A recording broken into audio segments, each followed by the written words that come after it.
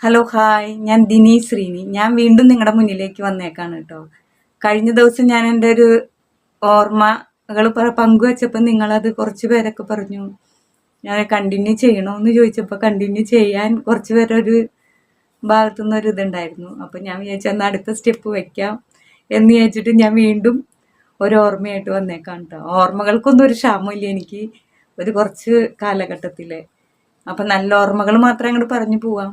ബാല്യമൊന്നും അത്ര വലിയ സുഖകരമായതായിരുന്നൊന്നും ഇല്ലായിരുന്നു. എന്നാലും നല്ല അതിനകത്ത് ഇപ്പം ഞാനത് നമുക്ക് അന്നത് ദുഃഖങ്ങൾ തന്നത് കൊണ്ടായിരിക്കാം ഇന്ന് നമുക്ക് ഇങ്ങനെയൊക്കെ വലിയ സുഖമല്ലെങ്കിലും വലിയ സമ്പാദ്യത്തിലല്ല കേട്ടോ, അല്ലാത്ത കാര്യത്തിലും ഞങ്ങൾ സമ്പന്നരാണ്. സമ്പാദ്യമല്ലല്ലോ ഒന്നിൻ്റെ ഒരു അടിത്തറ. പക്ഷെ നമുക്കിങ്ങനെ കുറച്ച് കുറച്ച് ഓർമ്മകളും ആ നാടിനെ വിട്ടു പോരാൻ പറ്റാത്തുള്ള ഓരോ ഓർമ്മകളിൽ നിൽക്കാൻ തന്നെ നമ്മൾ ജനിച്ചു വളർന്ന മണ്ണ് മറക്കാതിരിക്കുന്നത് തന്നെ ഏറ്റവും വലിയൊരു സമ്പാദ്യമാണ്. അപ്പം ഞാൻ അടുത്തൊരു കഥയിലേക്ക്, കഥയല്ല എൻ്റെ അടുത്തൊരു ഓർമ്മയിലേക്ക് ഞാൻ പോവാണ് കേട്ടോ. അങ്ങനെ അത് ഞാൻ കുറേ നാളുകളായിട്ട് ഇങ്ങനെ വിചാരിക്കുന്ന ഒരു കാര്യമാണ്. 2 മക്കളുണ്ടായ ഞങ്ങളെ വളർത്താൻ, അതായത് 2 പേർക്ക് അന്ന് അവിടെ ജോലിയുണ്ട്, എൻ്റെ അച്ഛനും എൻ്റെ അമ്മയ്ക്കും. ഞങ്ങൾ 2 മക്കളെ ഉണ്ടായുള്ളൂ. ആ ഞങ്ങളെ വളർത്താൻ അന്ന് അവർക്ക് അത്ര പറ്റിയിട്ടില്ല. അപ്പോൾ ഒരു 4 മക്കളുണ്ടാവണ ഒരു വീട്ടിലെ കാര്യം ആലോചിച്ച് നോക്കി, അതും 4 പെൺകുട്ടികൾ. അങ്ങനെയുള്ളൊരു വീട്ടിലെ ഞങ്ങൾ അടുത്തടുത്ത് താമസിച്ച വീട്ടിലൊരു കാര്യമാണ് കേട്ടോ പറയാൻ തോന്നണത് എനിക്ക്. അപ്പോൾ അവർ 4 പെൺകുട്ടികളാണെന്ന് ഞാൻ ഇന്നലെ പറഞ്ഞു വന്നതിലുണ്ടായിരുന്നു അവരുടെ പേരുകൾ. അതെനിക്കത് പറയണമെന്ന് തോന്നി. ഞങ്ങൾ കുറേ നാളായിട്ട് എപ്പോഴും ആലോചിക്കുന്ന ഒരു കാര്യമാണ്. അതെന്താന്ന് വെച്ചിട്ടുണ്ടെങ്കിൽ, ഒരു പെൺകുഞ്ഞുണ്ടായാൽ തന്നെ അന്ന് കാലത്ത് രണ്ടാമതൊരു പെൺകുട്ടിയും കൂടി ഉണ്ടാകുമ്പോൾ പെണ്ണാണോ എന്ന് ചോദിക്കും. അങ്ങനെ ഒരു കാലമായിരുന്നു അത്. ആ കാലത്തിൽ 4 പെൺമക്കളെയും കൊണ്ട് ഒരു അച്ഛനും അമ്മയും ജീവിച്ചൊരു ഞങ്ങളുടെ കൺമുന്നിൽ കണ്ടിട്ടുണ്ട്. അപ്പോൾ ആ ഒരു കാര്യമാണ് ഞാനിപ്പോൾ പറയാൻ പോണേ. ആ അച്ഛനും അമ്മയ്ക്കും കൂടി വേണ്ടിയിട്ടാണ് ഞാനിത് പറഞ്ഞത്. കുറേ നാളായിട്ട് ഞാൻ എൻ്റെ മനസ്സിൽ വിചാരിക്കുന്ന ഒരു കാര്യമാണത്. അങ്ങനെ അവരെക്കുറിച്ച് എന്തെങ്കിലും ഒന്ന് നമുക്ക് എഴുതിയ സമയത്താണെങ്കിലും എഴുതി വെച്ചപ്പോഴൊക്കെ ഇങ്ങനെ ചെയ്യണമെന്നുണ്ടായിരുന്നു.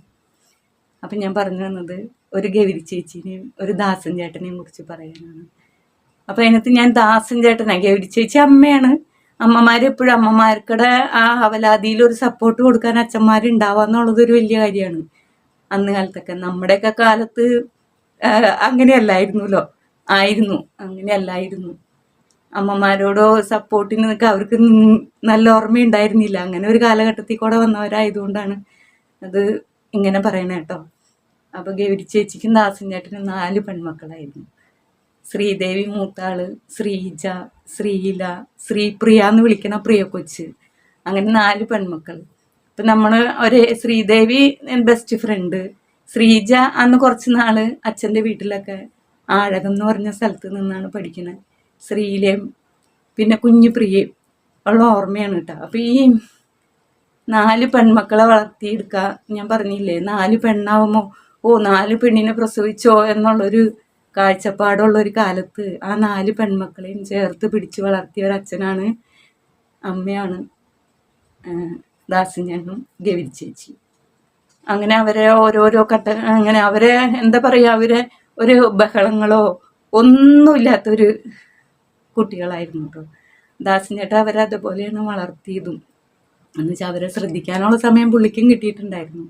മറ്റുള്ള ജോലികൾ അവിടെ ചേച്ചിക്ക് മാത്രം ജോലികളെങ്കിലും മറ്റുള്ള ജോലികൾ വിറക് കൊത്താൻ പോയും ലോഡ് കയറ്റാൻ പോയും ഒക്കെ ഈ മക്കളെ വളർത്തി അത്യാവശ്യം വിദ്യാഭ്യാസം എല്ലാവർക്കും കൊടുത്തു. അങ്ങനെ എല്ലാവരും വിദ്യാഭ്യാസവും കൊടുത്തു. എനിക്ക് പറയുമ്പോൾ എന്തോ ഒരു ഇത് വരണേ.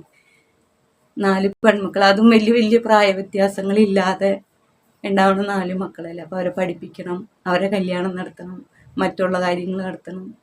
അങ്ങനെ വന്നൊരു കാലഘട്ടം. അങ്ങനെ മൂത്താളെ പഠിപ്പിച്ചു, രണ്ടാമത്തെ ആളെയും പഠിപ്പിച്ചു. അത്യാവശ്യ വിദ്യാഭ്യാസം 4 പേർക്കും കൊടുത്തു. അവർ 4 പേരും മെഡിക്കലുമാണ്. അങ്ങനെ മൂത്താളെ കല്യാണം കഴിപ്പിച്ചു.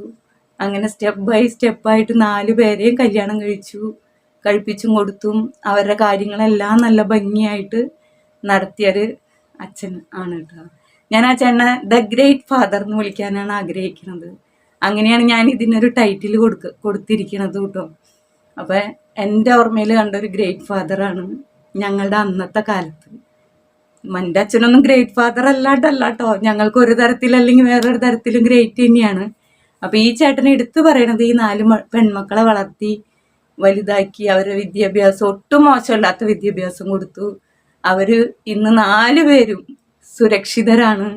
4 പേർക്കും ഒരാള് ഗവൺമെന്റ് സർവീസിൽ മൂത്താള് ജോലി ചെയ്യുന്നു, അല്ല ഒന്നല്ല, രണ്ടാമത്തെ ആള് പോലീസിൽ ജോലി ചെയ്യണു, മൂത്താള് അവളുടെ ഹസ്ബൻഡ് മരിച്ചു കഴിഞ്ഞപ്പോൾ അവൾക്ക് ആ ജോലി കിട്ടി, അവളും ജോലിയിലാണ്. 2 പെൺമക്കളെ കല്യാണം കഴിച്ചു, അവളും സുഖമായിട്ടിരിക്കുന്നു. രണ്ടാമത്തെ ആള് പോലീസിൽ, മൂന്നാമത്തെ ആള് ഫാർമസിസ്റ്റ്, 4ാമത്തെ ആളാണ് ശ്രീപ്രിയ, ഞങ്ങളുടെയൊക്കെ കുഞ്ഞനീത്തി, അവള് ഒരു ടീച്ചറുമാണ്. അപ്പൊ ഞാൻ പറഞ്ഞു വന്നത്, ഇവരെയൊക്കെ വളർത്തി കൊണ്ടുവരാനും നമ്മുടെ മുന്നിൽ നമ്മുടെ കണ്ടേക്കണേല് ഏറ്റവും എനിക്ക് എപ്പോഴും ഒരു അത്ഭുതമായിട്ട് തോന്നിയിട്ടുള്ളതാണ് ഈ ദാസൻ ചേട്ടനെ. ഇവരെ മുന്നിൽ അച്ഛനായിട്ട് വളർത്തി കൊണ്ടുവന്ന് വന്നേലും പിന്നെ ഇങ്ങനെ അത് ഞാൻ പറഞ്ഞു കേട്ടേക്കണ ഒരറിവാണ് കേട്ടോ. അപ്പൊ എല്ലാവരും റേഷനരിയൊക്കെ വാങ്ങിച്ച് കഞ്ഞി കുടിക്കുന്ന കാലാണ്. പക്ഷെ ഗൗരി ചേച്ചിയുടെ വീട്ടിലെന്നും കുത്തരി ഉണ്ടാവും. അപ്പൊ ഇങ്ങനെ ഒരു ദിവസം കണ്ട് ചോദിച്ചു, ഒരാൾ ചോദിച്ചാൽ അതാ എന്നോട് ഒരാൾ പറഞ്ഞ ഒരു കാര്യമാണ്. അന്ന് എൻ്റെ ഓർമ്മയിലൊന്നും അങ്ങനെ നമ്മളതങ്ങനെ ശ്രദ്ധിക്കുന്ന പ്രായമൊന്നുമല്ലല്ലോ. അപ്പൊ ഗൗരി ചേച്ചി പറഞ്ഞൊരു മറുപടി ഉണ്ട്. അതെങ്ങനെയാന്ന് വെച്ചാൽ ഇത്തിരി കുത്തരിയുടെ കഞ്ഞി ഇട്ട് വെച്ച് കൊടുത്താൽ പിന്നെ നമുക്ക് ഉള്ളിയും മുളകും ചമ്മന്തി ആയാലും മതിയല്ലോ. അപ്പൊ അവർക്ക് ഈ കഞ്ഞി കോരി കൊടുത്ത് അവർ ആ ചമ്മന്തി കൂട്ടിയിട്ടാണെങ്കിലും കഴിച്ചോളും എന്നുള്ള ഒരു ഇതിലാണ്. അപ്പൊ കഞ്ഞി കൊടുക്കുമ്പോൾ നല്ലത് കൊടുത്തിട്ട് കറിയിൽ കുറവ് വരുത്തിയാലും കുഴപ്പമില്ലല്ലോ എന്ന് പറഞ്ഞൊരു ഒരാളോട് പറഞ്ഞൊരു ഓർമ്മ അതെനിക്കുണ്ട്. അപ്പൊ ഞാനിപ്പോൾ ആ ഓർമ്മയും കൂടെ നിങ്ങളുടെയായിട്ട് പങ്കുവയ്ക്കാണ്. അപ്പോൾ ആ 4 മക്കളെ, അതും പെൺമക്കളെ, ഞാൻ എൻ്റെ അനുഭവത്തിൽ ഞാൻ പറയാണ്, ആ 4 പെൺമക്കളാണ് അവരുടെ ഏറ്റവും വലിയൊരു വിജയം എന്ന് എനിക്ക് തോന്നിയിട്ടുള്ളത്. എന്ന് വെച്ചാൽ ഒരു ഫംഗ്ഷനൊക്കെ നമ്മൾ ചെല്ലുമ്പോൾ എന്നെ ഇപ്പോഴും അത്ഭുതപ്പെടുത്തിയേക്കണ ഒരു കാര്യമാണ്. എന്തൊരു കല്യാണമാണെങ്കിലും എന്ത് നമ്മളെ ചുറ്റിപ്പറ്റി നടക്കണ കാര്യങ്ങളൊക്കെ നടക്കണ സമയത്തുണ്ടല്ലോ, അവർ വരുന്നത് എങ്ങനെയാണെന്ന് വെച്ചാൽ അവർ ഈ 4 പെൺമക്കളും അവരുടെ ഹസ്ബൻഡ്സും പിന്നെ ഈ അമ്മയും അച്ഛനെയും അവരെപ്പോഴും കൂടെ കൂട്ടിയിട്ടാണ് അവർ വരുന്നത്. ആ മക്കളെ അച്ഛനോടും അമ്മയോടും കാണിക്കുന്ന അത് കാണുമ്പോൾ തന്നെ നമുക്കൊരു അത്ഭുതമാണ്. അമ്മ പക്ഷെ ഞാൻ എപ്പോഴും ദാസൻ ചേട്ടനെ കുറിച്ചാണ് എപ്പോഴും ചിന്തിക്കുക. അപ്പൊ ഞാൻ ആ ചേട്ടനെ വിളിക്കാൻ ആഗ്രഹിക്കുന്ന ഒരു ഇതാണ് ദ ഗ്രേറ്റ് ഫാദർ. ഞാനത് ദ ഗ്രേറ്റ് ഫാദർ എന്നും പറഞ്ഞുകൊണ്ട് ഞാൻ എഴുതിയൊക്കെ വെച്ചതാണ്. അത് കണ്ടിന്യൂ ചെയ്യാൻ പറ്റി, കുറച്ചൊക്കെ ഞാൻ എഴുതി വെച്ചു. കണ്ടിന്യൂ ചെയ്യാൻ മനസ്സിലുള്ളത് ഇപ്പൊ ഞാൻ പറഞ്ഞു തീർത്തു, എഴുതണേലും ഇതിൽ പറഞ്ഞു തീർക്കാണ്. അപ്പൊ നിങ്ങൾക്ക് എൻ്റെ വീഡിയോ ഇഷ്ടപ്പെടുകയാണെങ്കിൽ, ഈ പറച്ചിൽ ഇഷ്ടപ്പെടുകയാണെങ്കിൽ ലൈക്ക് ചെയ്യാനും ഷെയർ ചെയ്യാനും കമൻറ്റ് ചെയ്യാനും ഫോളോ ചെയ്യാനും മറക്കരുത് കേട്ടോ. അപ്പോൾ ഓക്കെ, ബൈ. അടുത്ത പറച്ചിലുമായിട്ട് അടുത്ത ദിവസം കാണാം കേട്ടോ. ഓക്കെ.